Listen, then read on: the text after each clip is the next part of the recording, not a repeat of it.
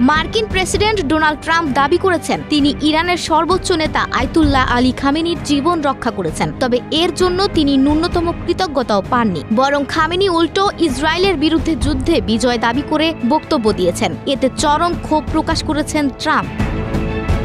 শুক্রবার ২৭ জুন নিজস্ব সামাজিক যোগাযোগ মাধ্যম ট্রুথ সোশ্যালে এক পোস্টে ট্রাম্প লেখেন, আমি খামেনিকে অত্যন্ত জঘন্য ও অপমানজনক মৃত্যুর হাত থেকে রক্ষা করেছি, অথচ তিনি ধন্যবাদটুকু দিলেন না।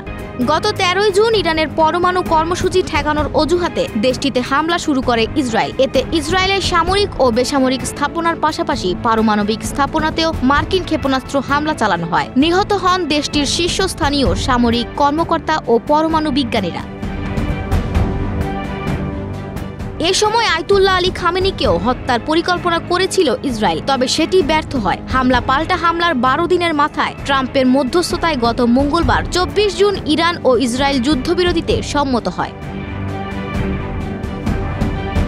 যুদ্ধবিরতির দুদিন পর ২৬ জুন জাতির উদ্দেশ্যে ভাষণ দেন খামেনি। সেখানে তিনি দাবি করেন ইরান ইসরায়েলের বিরুদ্ধে বিজয় অর্জন করেছে। তার ভাষায় ইরানি জাতি ঐক্যবদ্ধভাবে প্রমাণ করেছে যে আমরা এক কণ্ঠস্বর, এটি আমাদের শক্তি।